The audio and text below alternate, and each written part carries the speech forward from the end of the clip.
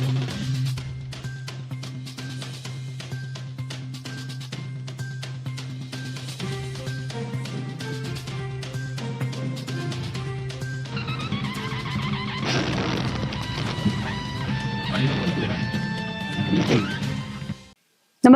आपण पाहता हिरकणी न्यूज.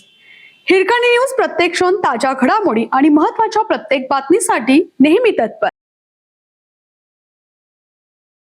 राजकारण तापणार, राऊतांचा नवा बॉम्ब, थेट शिक्षण खात्यावर खळबळजनक आरोप. महाराष्ट्राच्या शिक्षण खात्यात पेपर फुटीपासून बोगस डिग्रीपर्यंत आणि शाळांच्या मंजुरीपर्यंत फक्त पैशाचा खेळ सुरू आहे. शाळांच्या मंजुरीसाठी लाखो रुपये घेतले जात असून 200 कोटी जमा केले आहेत. शाळांना मंजुरी देताना संस्था चालकांना प्रत्येक टेबलवर 5 ते 10 लाख रुपये द्यावे लागत आहेत, असा अत्यंत खळबळजनक आरोप उभाटा गटाचे नेते खासदार संजय राऊत यांनी केला आहे. नुकतेच शरद पवार गटाचे आमदार रोहित पवार यांनी महाराष्ट्र लोकसेवा आयोगाअंतर्गत घेण्यात आलेल्या औषध निरीक्षक पदाच्या भरतीत पेपर फुटला असल्याचा आरोप करत आक्रमक पवित्रा घेतला.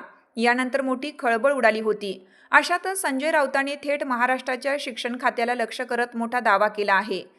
नीट पेपर फुटी प्रकरणी केंद्र सरकार टीकेची धनी बनले. सोशल मीडियावर उदयास आलेल्या कॉक्रोच जनता पार्टीने मोठा लढा उभा केला. या लढ्याला यशही आलं. महाराष्ट्रात टीईटीचा पेपर फुटला. यानंतर राज्य सरकार खडबडून जागे झाले. टीईटीचा पेपर फोडणाऱ्या मुख्य सूत्रधाराला बेड्या ठोकल्या. या पेपर फुटीची चौकशी केली जात असून विरोधकांवर आज राज्य सरकार गंभीर आरोप करत आहे.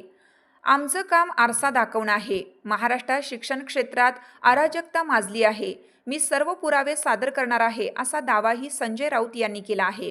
त्यामुळे आगामी काळात संजय राऊत नेमकं कोणतं पाऊल उचलणार याकडे आता सर्वांचं लक्ष लागलं आहे.